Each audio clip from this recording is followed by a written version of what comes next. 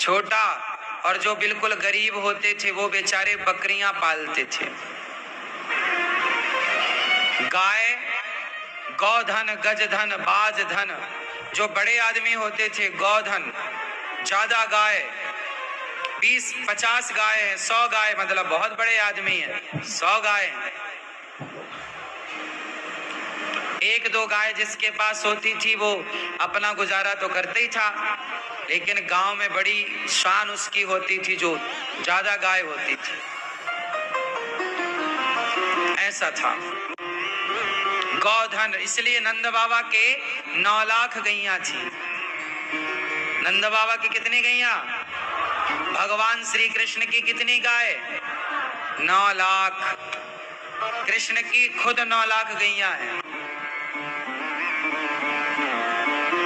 इतनी गाय की सेवा करने वाले का नाम गोपाल पड़ा। गो का पालन करने वाले जो, उनका नाम गोपाल है।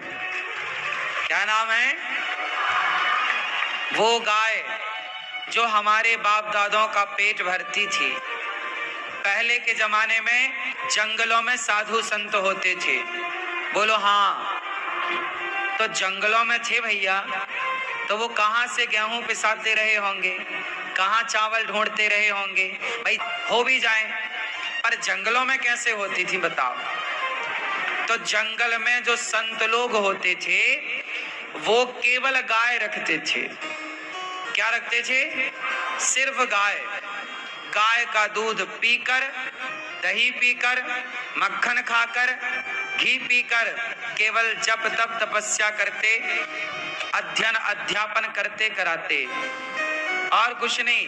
दाल रोटी से मतलब ही नहीं। और आपको एक बात बता दें, गाय का दूध संपूर्ण आहार होता है।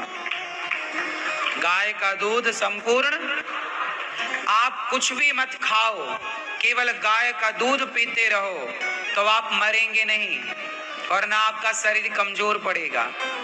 गाय के दूध ही गुणवान है, ऐसा नहीं। गाय की 5 चीजों को मिलाकर पी लिया जाए तो व्यक्ति पाप से निष्पाप हो जाता है। पंचगव्य। क्या? गाय के 5 चीजों को मिलाकर क्या बनता है? क्या क्या मिलता है? गाय का दूध, गाय का दही, गाय का घी, गाय का गोबर का अर्क रस और गौमूत्र, 5 चीजों को मिलाकर पंचगव्य। ये पंचगव्य पीने की परंपरा पुरानी है, आज की नहीं है। आजकल के लोगों को कहो कि पंचगव्य पी लो, गाय का गौमूत्र पी लो, तो लोग नाक पकड़ते, अरे महाराज आप क्या बताओ, मूत्र पिला रहे हैं गाय का।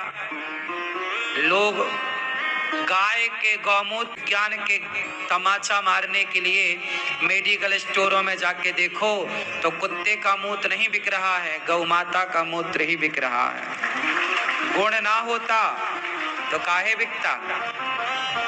विज्ञान ने भी समझ लिया कि गौमूत्र में शक्ति है, तब ना बाजार में गौमूत्र बिक रहा है। बड़ी बड़ी दवाइयों की कंपनियां गौमूत्र बेचने लग गई। बोलो हाँ कि ना? इसलिए गाय के गोबर में किसका वास होता है?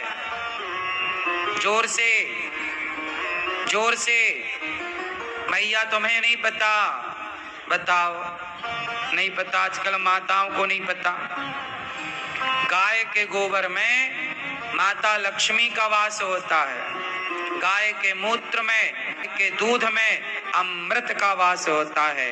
गाय के चारों पांव में चारों धाम का वास होता है। और गाय की पूंछ हमें वैतरणी नाम के नरक से पार लगाती है, पूंछ पकड़कर।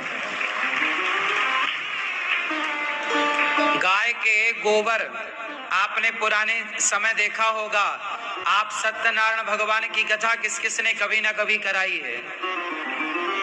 कराई है।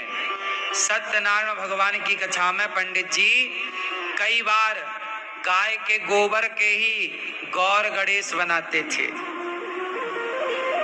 गोबर के क्या बनते? गौरी और ये बात सही है कि गलत है? मतलब गाय का गोबर पूज्य है कि नहीं? जब गोबर के गणेश बनाए जाएंगे तो गणेश की पूजा होगी कि नहीं? तो हमारे हिंदू धर्म में, सनातन संस्कृति में गाय के गोबर पूजा में प्रयोग हुआ है कि नहीं? आज उस गोबर का, आज उस गाय का लोग अपमान कर रहे, भूल गए लोग, ज्यादा ही पढ़ लिख गए, अपनी धरोहर को ही भूल गए। गाय के गोबर से ही तुम्हारी अम्मा अपना आंगन लीपा करती थी। बोलो हाँ।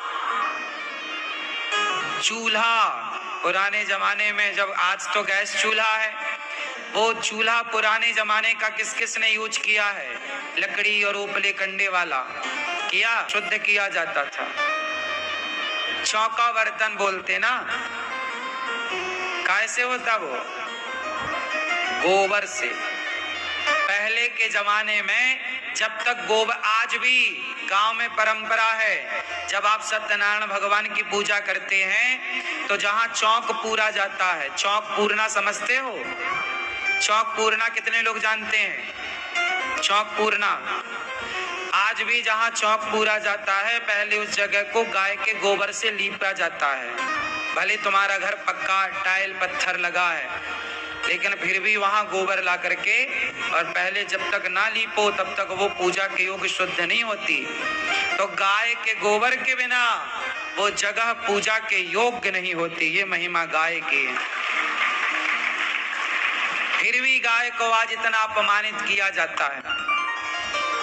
गाय के गोबर से लोगों को घिन आने लग गई है, आज के लोगों को। पहले की स्त्रियों के तो हाथ गोबर में भीगे ही रहते थे।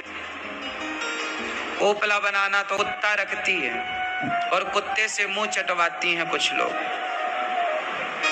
हाँ या ना? और कुत्ते की ना पट्टी उठाती हैं।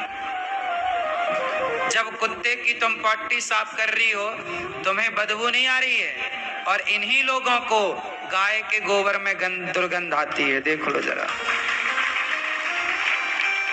तुम्हारी दादी गोबर उठाती थी तो तुम कहते हो वो अनपढ़ है, और तुम कुत्ते की पट्टी उठा रही हो, तुम कह रही हो हम पढ़ी लिखी हैं।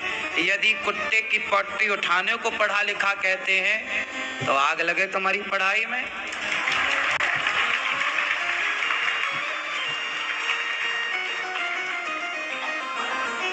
तो गाय लक्ष्मी जरूर होगी, इसलिए आप लोग भी गौदान करना सीखिए, गाय को चारा डालना सीखिए, अपनी माँ के नाम से, पिता के नाम से।